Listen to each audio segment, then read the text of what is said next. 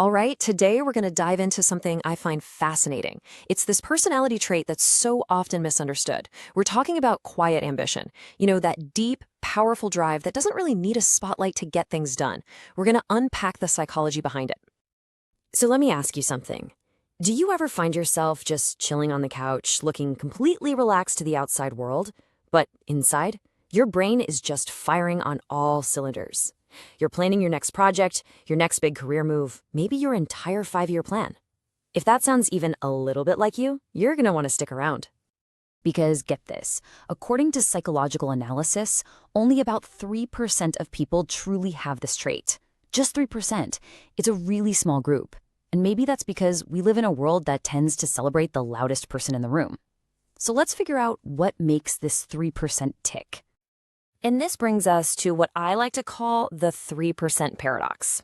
You've probably met someone like this, the person who seems, kind of lazy on the surface, but you just know they're incredibly ambitious underneath.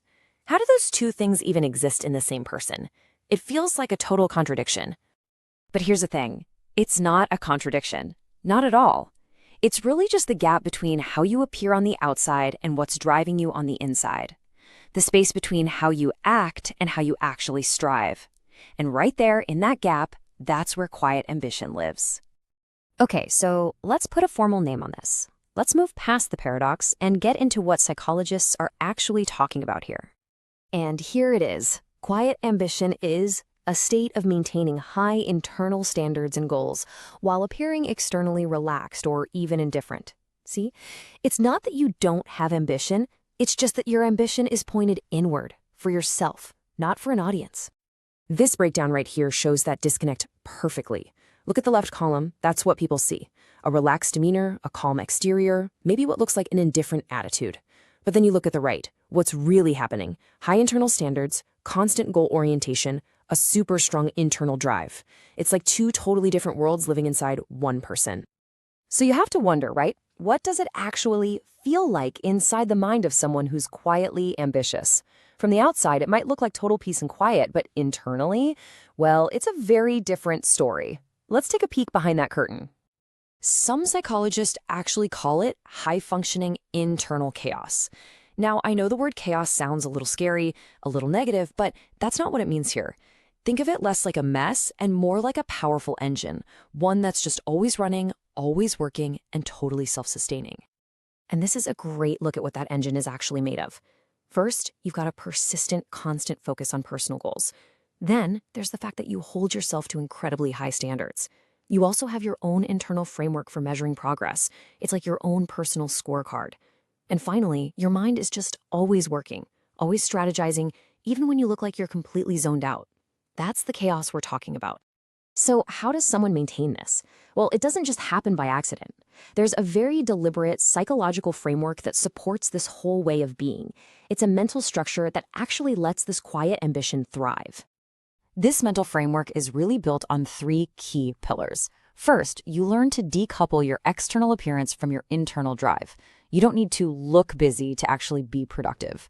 Second, you prioritize your own high standards way above what anyone else thinks. And third, you develop what's called an internal locus of control, which is basically just a deep-seated belief that you are in charge of your own success.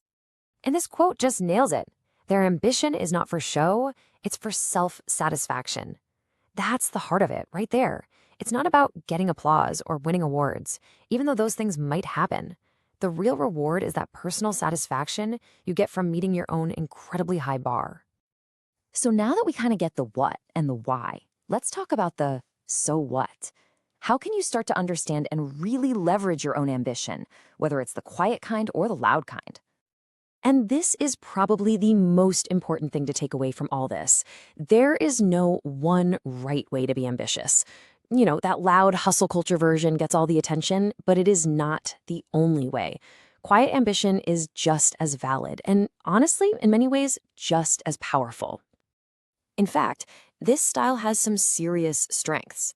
It helps you resist burnout because you're not constantly chasing external validation.